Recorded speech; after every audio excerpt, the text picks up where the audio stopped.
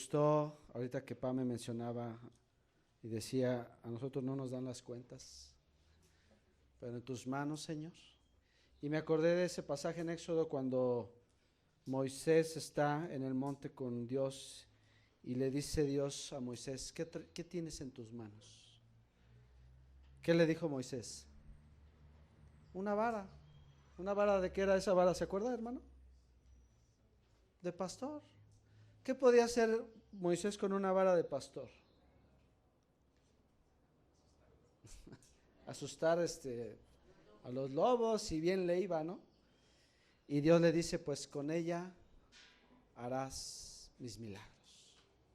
Y hermano, todo lo que somos en las manos de Dios llega a hacer grandes proezas, Dios, a través de eso. Entonces nunca desprecie lo que Dios le ha dado, porque en sus manos son grandes, grandes cosas. Amén. Entonces, ahí está. Pues vamos entonces, hermanos, a disponer nuestro corazón a escuchar la palabra de Dios. La semana pasada estuvimos hablando de Gálatas 5, entonces vaya abriendo su Biblia en la carta a la iglesia en Galacia, Gálatas capítulo 5, y estábamos en este pasaje de las obras de la carne. Entonces encontramos, hermanos, en la Biblia un constante conflicto entre mi naturaleza pecadora y mi deseo de estar de nuevo con Dios. Entonces, mientras mi carne busca placer, busca sentirse bien, busca cosas que lo hagan sentir bien, mi espíritu está clamando por regresar a Dios, y por eso la gente va a que le lean las cartas, quiere saber el futuro, necesita sensaciones espirituales para poder completarse, porque el hombre se sabe incompleto. ¿De dónde vino esto? De la ruptura en el huerto del Edén, cuando el hombre se separa de Dios y hay un abismo entre Dios y el hombre, y viene una búsqueda de Dios por el hombre, y el hombre intenta volver a Dios. ¿Cómo lo intentó hacer? ¿Se acuerda de la Torre de Babel? Y ellos intentan volver a lo espiritual, intentan conectarse de alguna manera con los dioses, ellos decían, y empiezan a construir. ¿Y Dios qué hace? Les confunde, crea nuevas lenguas, porque no está en nuestras manos volvernos a conectar con Dios. Por eso tuvo que venir ¿quién? Cristo. Y cuando Cristo viene, se rasga el velo en el templo como señal de que nuevamente el hombre puede acercarse a Dios. Y por eso hoy, hermanos, tú y yo podemos cerrar nuestros ojos y decirle: Abba, papá, te necesito. Papá, ayúdame, fortaléceme. Qué fácil es hacerlo, ¿verdad? Pero cuánta oposición hay para que lo hagamos ahora. ¿Sale? Entonces hay una lucha constante, y el apóstol Pablo va a interpretar esto como la carne, vivir en la carne y vivir en el espíritu. Y para recordar un poquito, vámonos al versículo 16 de Gálatas 5, versículo 16. Dice la palabra del Señor así, acompáñenme con su vista. Digo pues, andad en el espíritu y no satisfagáis los deseos de la carne. Porque el deseo de la carne es contra el espíritu, y el del espíritu es contra la carne. Y estos se oponen entre sí para que no hagáis lo que quisiereis. Pero si sois guiados por el espíritu, no estáis bajo la ley. Y manifiestas son las obras de la carne, que son adulterio, fornicación, inmundicia, lascivia, idolatría, hechicerías, enemistades, pleitos, celos, iras, contiendas, disensiones, herejías, envidias, homicidios, borracheras, orgías y cosas semejantes a estas, acerca de las cuales os amonesto, como ya os lo he dicho antes, que los que practican tales cosas no heredarán el reino de Dios. Esto lo estudiamos el domingo pasado, ¿se acuerda? Y ahorita decía mi esposa algo que me saltó inmediatamente recordando este pasaje. Dios advirtiéndote, Dios avisándote. ¿Cuántos años estuvo Noé avisándole a la gente del diluvio? 100 años. 100 años diciéndoles, se viene el diluvio, se viene la justicia de Dios a causa del pecado, arrepiéntanse, regresen, aguas, aguas, aguas, y la gente, este está loco, ¿cómo va a llover? ¿Cómo nos va a deshacer Dios? Y hoy estamos igual. Cuidado porque Dios está cerca. Ay, ¿cómo que? Si Dios es amor, ¿cómo Dios me va a castigar? ¿Cómo Dios va a ser tan malo? No es malo Dios, Dios es justo. Y ha impuesto reglas y ha impuesto leyes, y ya llegará su momento en el que esas leyes se van a cumplir, para bien o para mal. Entonces viene la advertencia, no vivas en la carne, y estudiamos la lista que el apóstol Pablo nos deja para entender cómo es una persona o un supuesto cristiano que vive en la carne. Hablamos de los tipos de pecados en los que se clasifica, ¿verdad? Los religiosos, los personales, los morales, etc. Ahora entonces vamos a ver este pasaje que es muy famoso, que se le conoce como el fruto del Espíritu. Pero antes de que entremos en este tema, porque es bien importante, vamos a orar. Amén. Vamos a orar. Bendito Padre, te pido, Señor, en esta tarde que tu Santo Espíritu, Señor, nos ministre a través de tu palabra, Señor. Conocemos que tu palabra es Espíritu y que solamente los que viven en el Espíritu pueden discernir y encontrar los misterios que se revelan, Señor, por medio de esta palabra escrita, Señor. Te pido que abras nuestros ojos espirituales, nuestra mente y nuestro corazón, para entender, Señor, y abrazar esta verdad que puede salvarnos por la eternidad. Este tratamiento que puede sanar nuestra alma, nuestro corazón, lo que somos, nuestras familias, etcétera, Padre, tantas cosas. Bendice, Señor, este momento, y te pido, Señor, que tú reprendas toda presencia, todo espíritu que en contra tuya, Señor, quiera robar de nuestro corazón el gozo de tu palabra. En el nombre de Jesús, Señor, nos ponemos en tus manos. Amén. Amén. Ahora sí, versículo 22 dice la palabra del Señor: mas el fruto del Espíritu. Y lo primero, hermanos, que debemos notar es que ¿de cuántos frutos está hablando? Uno solo. Mas el fruto, está hablando en singular, del Espíritu. La evidencia de la presencia del Espíritu Santo en la vida de un cristiano no está basado en ningún don. Es que este hermano sana. Es que este hermano habla en lenguas. Es que este hermano interpreta. Es que este hermano, nada de eso nos habla de si tienes o no al Espíritu Santo. La palabra de Dios es muy clara y dice en Gálatas 5 que el fruto del Espíritu es el siguiente. El fruto, hermano, ¿de qué nos habla? Algo que nace naturalmente de un árbol, ¿verdad? ¿Cómo puedes saber que un árbol es de limones? Pues porque da limón, ¿no? O sea, a ver, te vendo este árbol de limones y le ves ahí naranjas, ¿no? Oye, pues, este está loco, o esta cosa es un engendro raro, ¿no? El fruto, hermano, es algo que se va a dar naturalmente. Ahora yo te pregunto, y sobre todo creo que aquí hay muchos hermanos y hermanas que son amantes de las plantas, ¿no? Les encantan las plantitas. Yo les pregunto, hermanos, cuando ustedes compran una planta que les gusta mucho, llegan, la ponen en su casa y solo esperan a que crezca. ¿Qué hacen?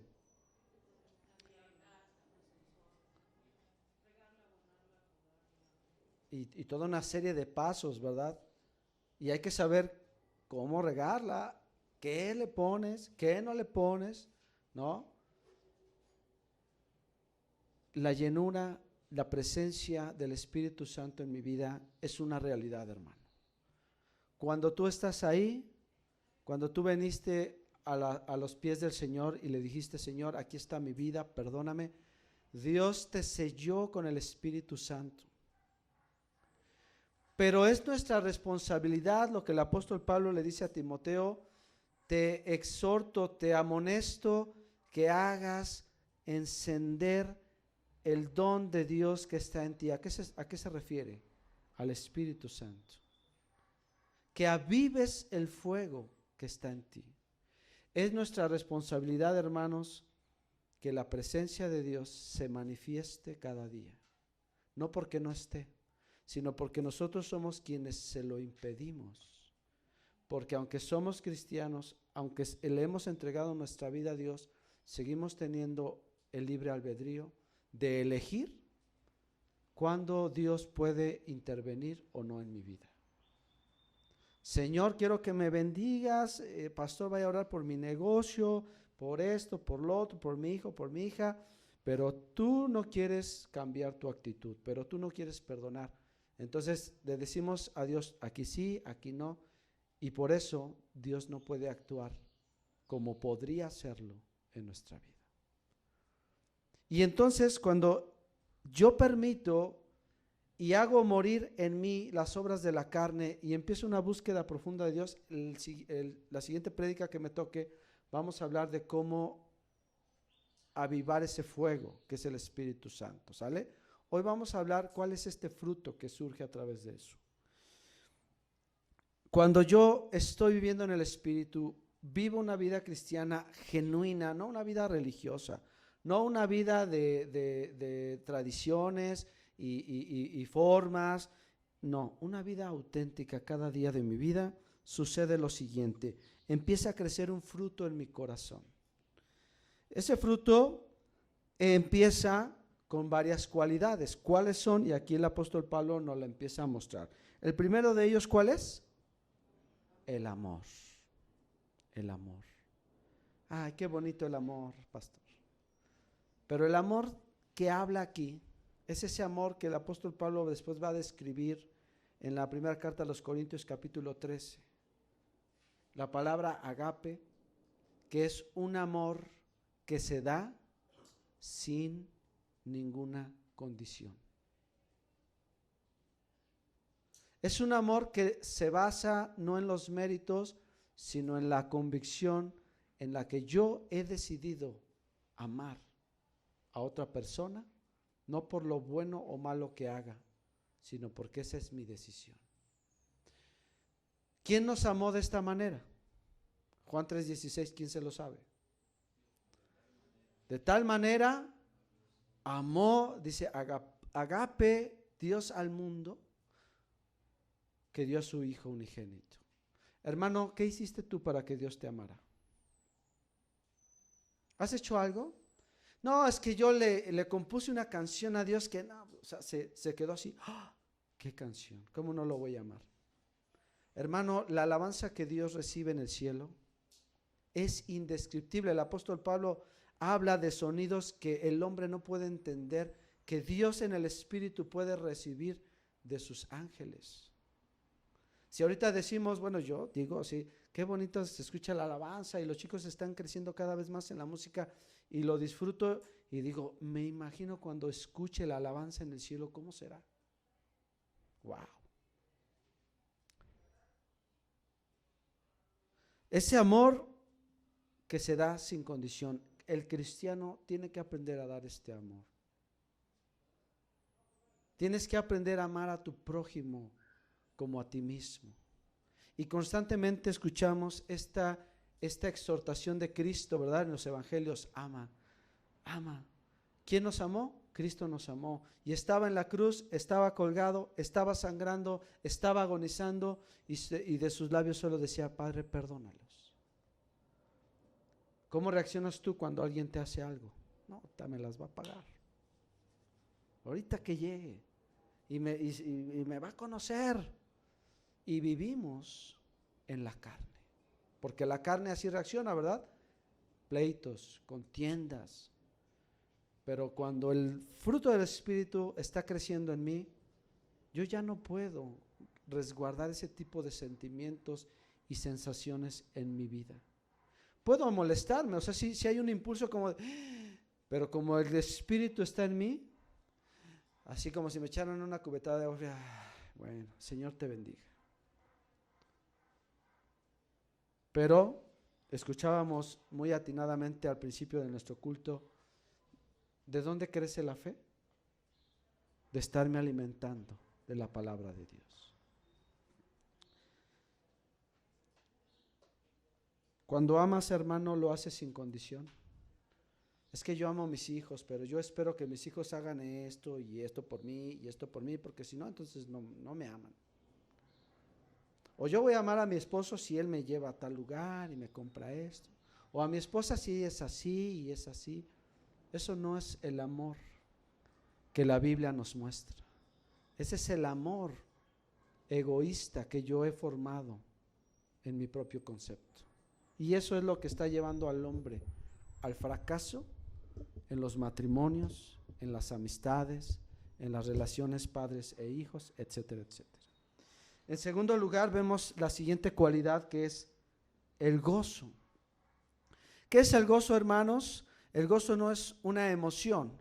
El gozo es un estado donde no se basa en que siempre, es que escucho gozo y me imagino inmediatamente que estoy saltando y no, el gozo es un estado donde a pesar de las circunstancias buenas o malas, yo estoy bien. Es que esta semana me fue muy mal en el trabajo, hermanos, hubo muchos problemas, pero ¿sabe qué? Estoy contento porque Dios está conmigo. Ese hermano está en gozo. Pastor, me robaron esto y pasó esto, o me enfermé y me sentí muy mal, pero vas a ver a esos hermanos en el hospital, ¿no? Y ahí están los pobres con dolor. Ay, sí, hermanos, que me duele muchísimo esto y un tratamiento. Estoy cansado, hermano, pero estoy gozoso. Pero me siento alegre en el Señor. Por eso Proverbios dice, el buen ánimo, ¿qué? Sana al enfermo. No es que sea una receta mágica, sino habla que el estado de su corazón impulsa a su cuerpo a salir adelante. ¿Tienes gozo? ¿O vives constantemente enojado, triste, amargado, resentido, asustado? Te falta la presencia de Dios en tu vida. Siguiente cualidad, la paz. La paz. ¿Qué decía Jesús? Mi paz os dejo, mi paz os doy. Pero la paz que yo les doy no es una paz como la que da el mundo. ¿A qué se refiere? Hay cosas en nuestra vida que sustentan nuestra tranquilidad. Una de ellas, por dar un ejemplo, puede ser el dinero, que es muy común. Si yo tengo una cuenta choncha en el banco, estoy tranquilo, todo está bien, o el hermano siempre está gozoso, siempre está alegre, pero el día que se queda sin dinero, hermanos, estoy por pruebas, hermanos, oren por mí, necesito de ustedes. Su confianza, su paz, ¿en qué está sustentado, hermano? En el dinero. Por eso decía Jesús, donde está tu tesoro, ahí está tu corazón. El día que te quiten tu tesoro, es donde realmente surge. ¿Dónde está tu corazón? Es que yo amo a Dios, de verdad que amo a Dios, pero cuando te quitan a tu ídolo, ¿dónde estás, Dios? ¿Por qué me has abandonado? Me dejaste, me lo quitaste todo. Es porque tu corazón no está en el lugar adecuado. ¿Sale? Dice, la paz que yo les doy el mundo no la puede dar. Es esa paz, hermano, donde aunque las cosas no van bien, puedes dormir tranquilo.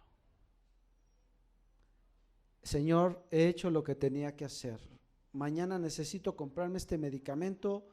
No tengo, pero Padre, tú sabes que me esforcé. Sabes que trabajé.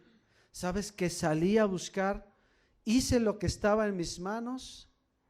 Y lo que no está en mis manos ahora, Señor, te lo dejo a ti.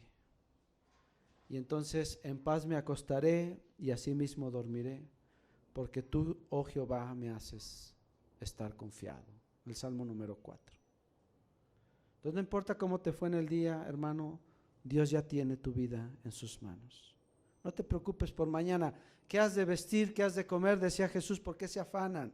No se afanen, no se afanen, busquen el reino de Dios, su justicia, y todo será añadido. También el fruto del Espíritu se caracteriza porque nos trae paciencia.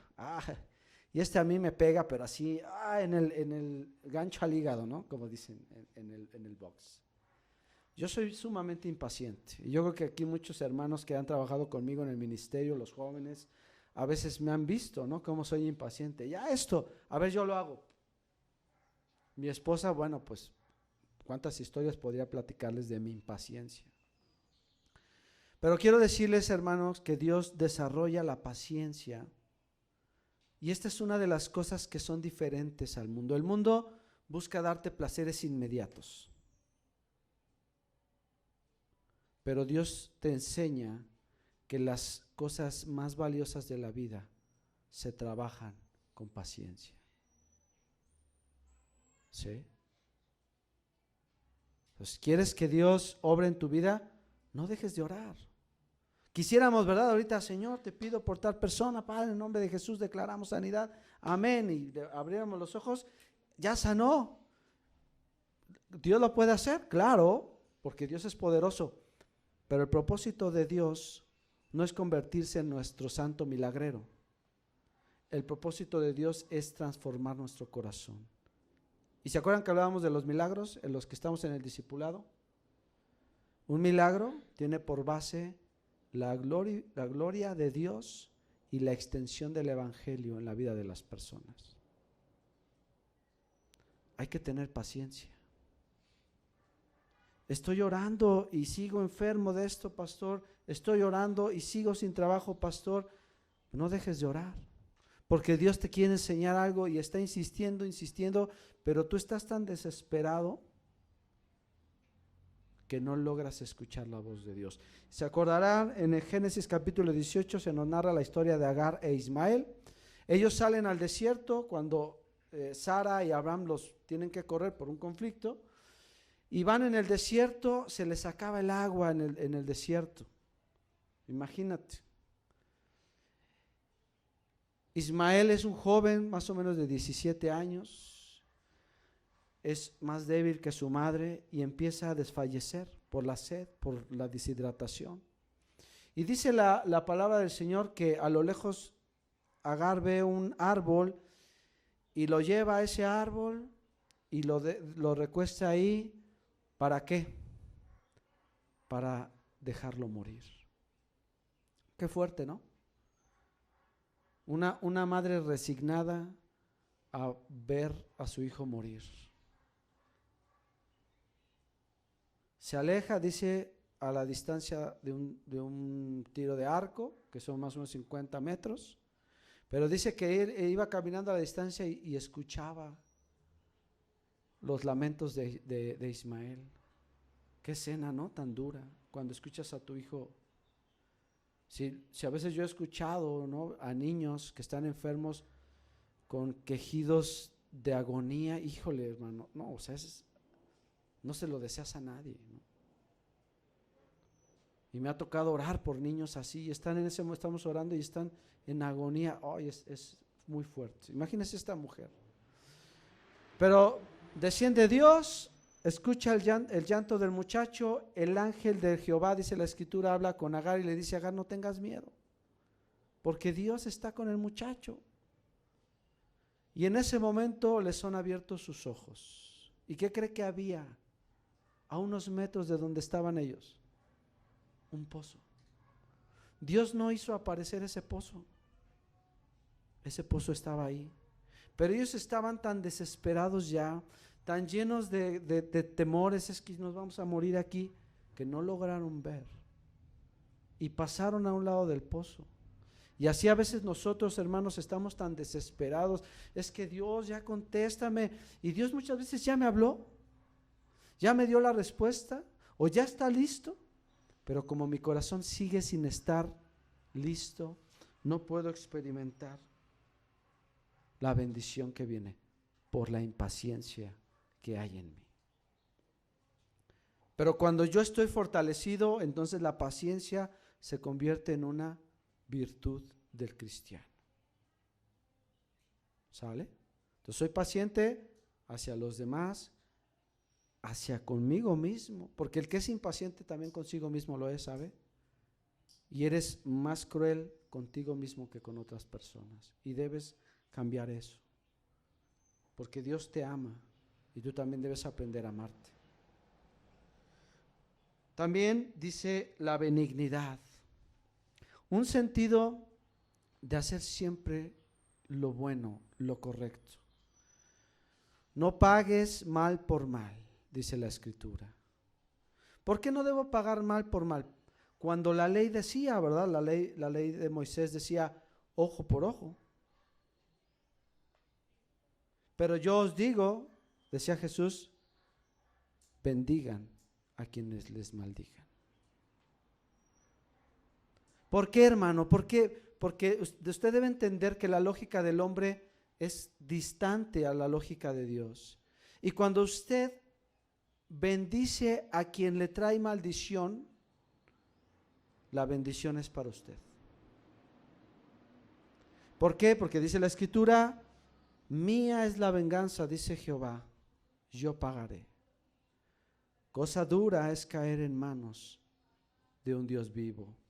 Le pregunta Dios a David, a ver David, hay una consecuencia por tu pecado. Número 1, te dejo caer en manos de tus enemigos. Número 2, te quito el reino. Número 3, yo te disciplino. Le dice David, Señor, disciplíname tú, porque sé que tú eres misericordioso. Y le fue muy mal a David, pero Dios lo restauró y restauró el reino completamente. Aprendió que las malas acciones tienen consecuencias. Cuando reaccionas por venganza, por enojo, por desquite, ¿no? Decimos. Sí, hermanos, siempre el cristiano debe buscar el bien del otro, aunque muchas veces sea injusto. Muchas veces va a ser injusto. Pero ¿de qué nos quejamos si a Jesús así lo mataron? Siendo el único hombre justo que habitó en la tierra, lo mataron como un vil criminal. ¿Y sabe qué? No se quejó. ¿Y sabe qué? No nos guardó rencor, al contrario, lo hizo con amor. Si el que me digan ladrón, que me digan mujeriego, borracho o blasfemo, eso va a hacer que la vida de los que se reúnen en dirección de vida cobre sentido, sean restaurados, sean salvos, tengan vida eterna, adelante. Eso fue lo que Jesús hizo. También, hermanos, el fruto del Espíritu trae consigo bondad. ¿Eres compartido? ¿Compartes? ¿Conoces la necesidad de otros que te rodean?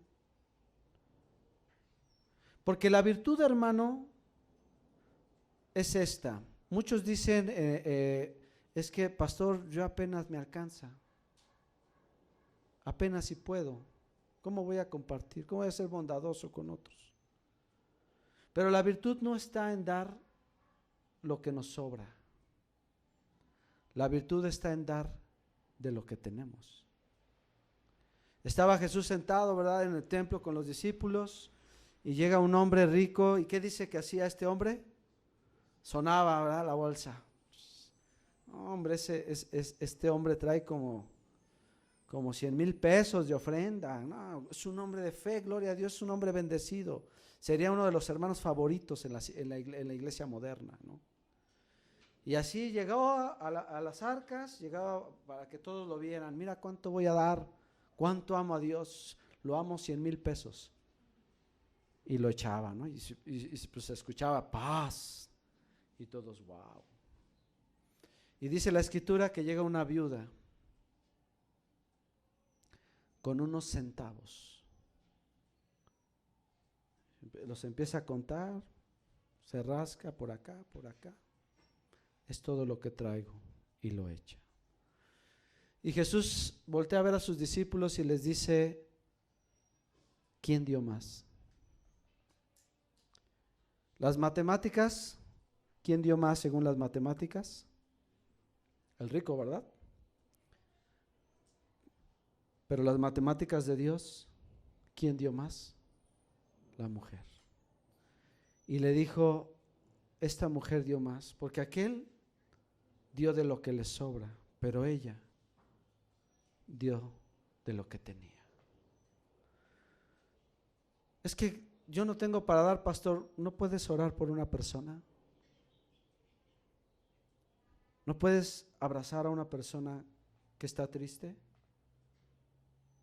¿No puedes los lunes conectarte y decir: quiero que me acompañen a orar por esta persona, por esta familia? Tú estás dando ese tiempo de oración. Estás dando una parte de tu corazón, de tu pensamiento a otra persona que lo necesita. Y claro que hay hermanos que Dios les ha dado el don de dar, hablando materialmente, ¿verdad? Pero tienen ese don.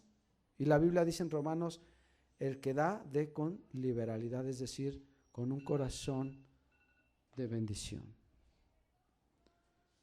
Dice también que el fruto del Espíritu se refleja por medio de la fe. La palabra pistis en el griego, que significa una confianza en Cristo. Todo lo que hago, todo lo que emprendo, hermanos, es porque confío en Cristo. ¿Hoy confías en Cristo? Hay crisis y yo confío en Cristo. Está duro el ambiente en las escuelas y yo confío en Cristo. Mi casa y yo serviremos a Jehová y yo permanezco confiado en el Señor. Mañana, ¿qué crees? Que se va a cerrar la empresa porque hay recorte. Ok, gloria a Dios, Padre, porque yo sé que me vas a dar algo más, porque tú estás conmigo. Este tipo de fe se refleja cuando yo estoy bien cimentado con Cristo. También, hermanos, la mansedumbre. Uf, qué difícil. Hoy estamos en una iglesia que se cree intelectual. Todos son teólogos, todo el mundo sabe de esto, del otro, escatología, todo el mundo.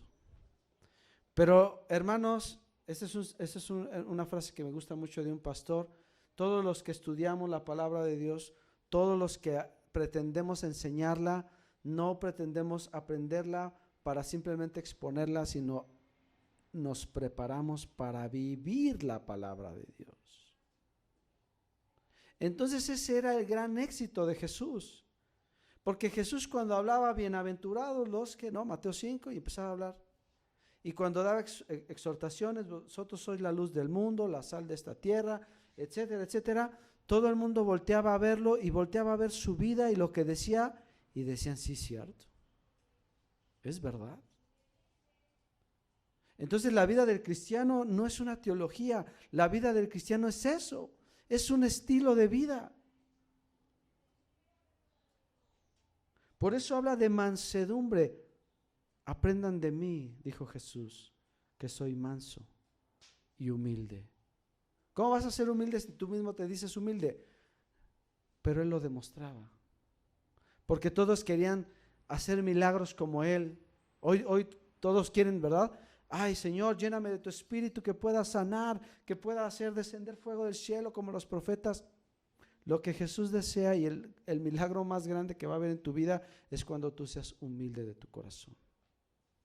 Que no tengas un concepto más grande del que debes tener, y trates con humildad a tus hermanos y sirvas con humildad a tus hermanos.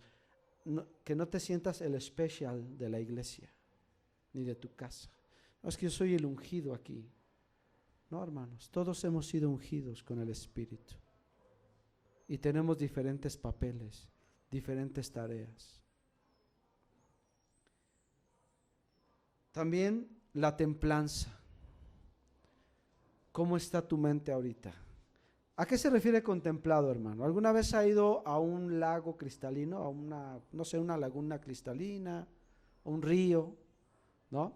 Cuando está templado, tú lo ves, se ven los peces, ¿no? Se ven las piedras en el fondo, se ve bonito. Pero cuando tú azotas la mano, ¿qué pasa? Se vuelve turbio, ¿verdad? O sea, se opaca. Esto habla del interior de tu pensamiento. ¿Tus pensamientos son claros ahorita? Sé quién soy, sé hacia dónde voy, sé quién está conmigo. O estás como, ¿qué voy a hacer con esto? ¿Qué voy a hacer con lo otro? ¿Y qué tal que me pasa esto? Y estás turbio de tus pensamientos y de tu corazón. ¿Por qué? Porque tu mente está agitada con situaciones, con afanes, con problemas. Eso no es lo que Dios quiere para ti. La Escritura dice que Cristo vino a darnos vida. ¿Amén? ¿Pero qué vida? En abundancia. ¿Qué quiere decir esto? ¿Que vamos a llegar todos en Ferraris a la iglesia? No, que tú vas a venir siempre pleno, siempre gozoso. ¿Qué hay que hacer, pastor? Yo ayudo con esto y yo ayudo con lo otro y yo quiero estar con los niños y yo quiero servir y ahorita voy a ir con mi familia y quiero esto y quiero lo otro. Aunque muchas circunstancias de la vida te quieren robar el gozo. Escuchamos ahorita un testimonio. Pero es normal, el mundo siempre te va a querer arrebatar tu gozo. Tienen que aprenderlo, hermanos. Eso ya es una constante, no podemos hacer nada para evitarlo. Lo que sí podemos hacer es confiar en el Señor, seguir creciendo en la palabra de Dios. No faltes a la iglesia, no faltes a los estudios, no dejes de orar. Y vamos a hablar a profundidad cómo es la llenura del Espíritu Santo para que cuando vienen estas pruebas no caiga. Hermano, llevas un mes sin venir a la iglesia. Ay, pastor, es que me pasó esto. Y a fulanito que, como dicen, a Chuchita la bolsearon. No, hermano, ya no le des lugar a Satanás en tu vida. Ya no le des la victoria, porque la victoria ya te la dio Cristo. Entonces tu mente tiene que estar clara. Pasó un problema, pastor, no pierdas el control. Sucede como en los temblores, ¿no? Se hacen simulacros, se enseña, pláticas, bueno, ¿no? Todo el mundo sabe qué hacer en el trabajo, en las escuelas, pero cuando viene un temblor de verdad, mucha gente pierde el control. E irónicamente, a lo que le tienes miedo, tú haces que las probabilidades de que eso pase se acrecente. Cuando pierdes el control, ¿sí sabes que eres más propenso a que realmente sí te pase algo? Y es irónico, ¿no? Lo que te asusta, tú lo estás provocando. Por eso la Escritura nos habla de la templanza. Tienes que venir a la iglesia, tienes que esforzarte, tienes que leer la palabra, aunque las circunstancias no sean las mejores. Porque es que me está yendo muy mal. ¿Y quieres que te vaya peor? Es como, tengo sed, pues toma agua. No, es que tengo mucha sed, ya no puedo tomar agua. ¿Qué te pasa, no? Me siento desanimado. ¿Cuánto tiempo oras? ¿Cuánto tiempo escuchas la palabra? Es decir, ¿cuánto alimentas a tu espíritu? Por eso la carne vence. Por eso somos débiles. Termina el apóstol diciendo, contra tales cosas no hay ley. ¿Qué significa esto, hermano? Cuando tú vives guiado por el Espíritu con este fruto creciendo en ti, tú siempre vas a estar en los caminos de Dios. No hay manera de que te salgas. Y Romanos capítulo 8 dice, ninguna condenación hay para los que están en Cristo Jesús. Cuando tú estás en Cristo, estás firme, el fruto del Espíritu está creciendo en ti, no importa lo que pase en nuestro país, no importa lo que pase, los problemas, las enfermedades, tú vas a estar bien, vas a estar seguro, porque todo lo que Dios permita en tu vida va a traer una bendición. No estoy diciendo no va a pasarte nada, o sea, no, pues te puede pasar, bueno, me quedé sin trabajo, bueno, me enfermé de esto, me contagié del otro, bueno, pero Dios me va a sostener y de eso Dios va a sacar una gran bendición para mí. Pero los que son de Cristo han crucificado la carne con sus pasiones y deseos. ¿Qué dijo Jesús? El que quiera seguir en pos de mí, ¿qué?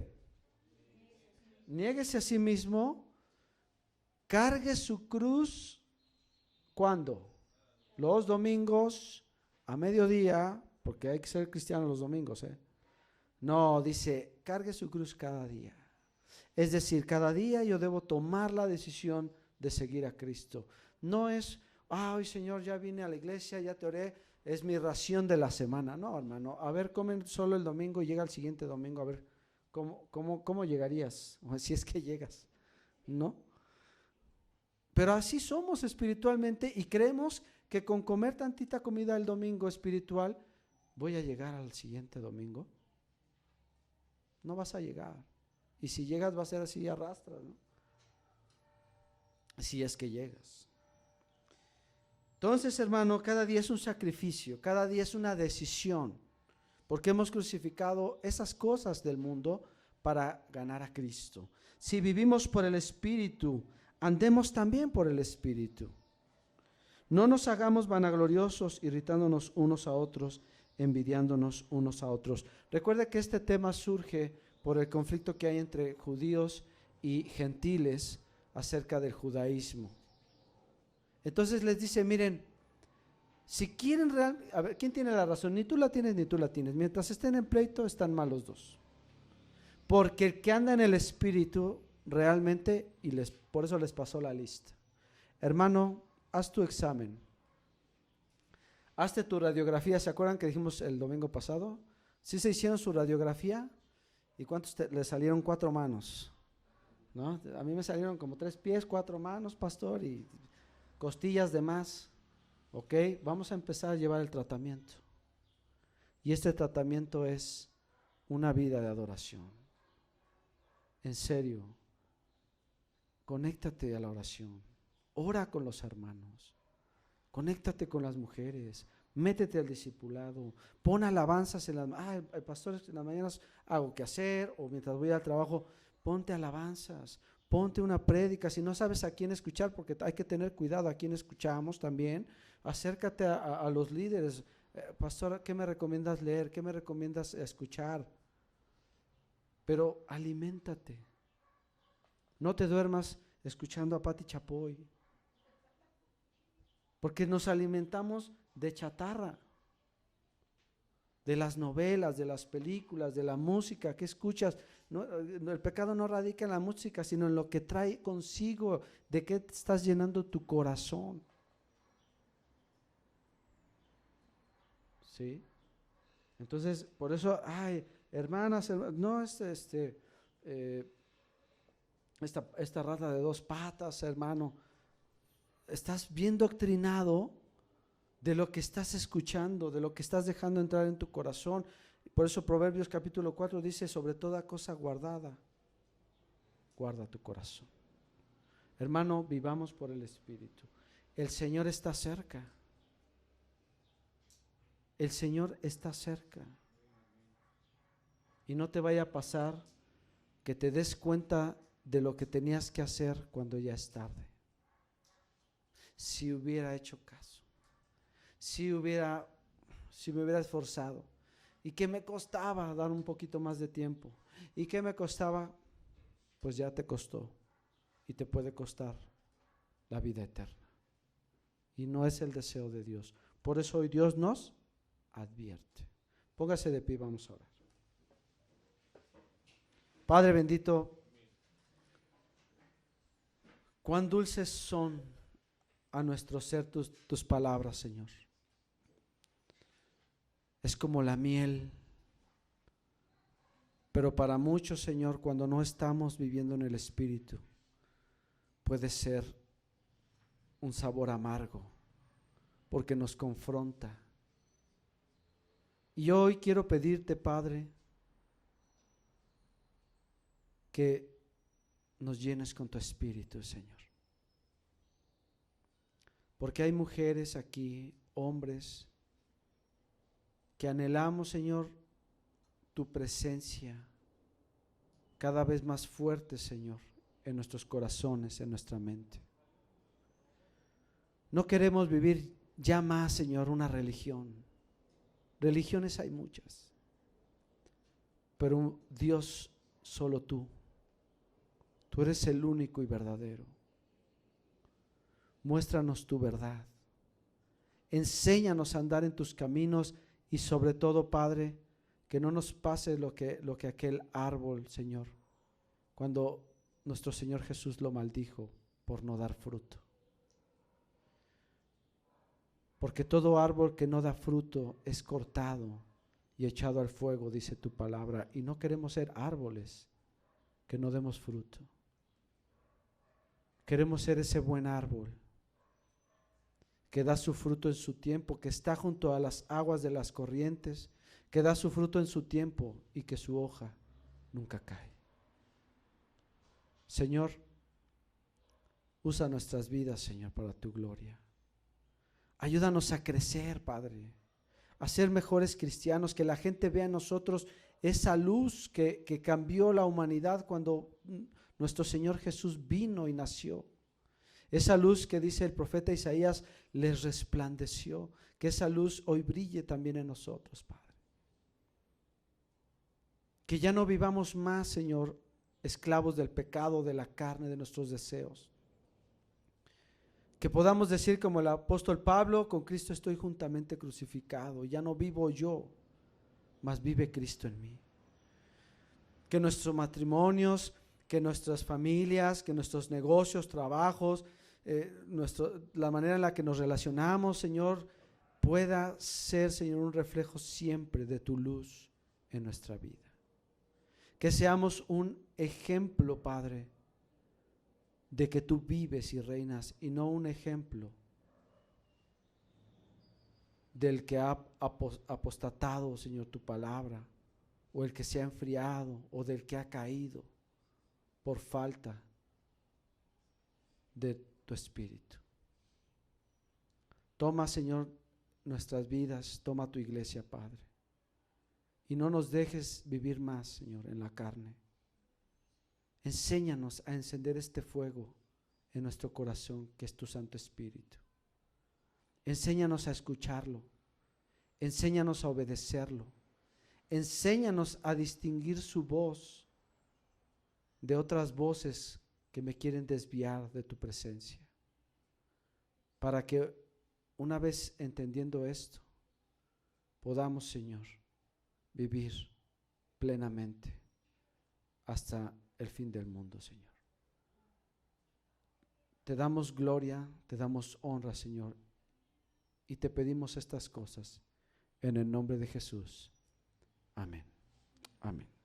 Tome su lugar, hermano. Que el Señor le bendiga.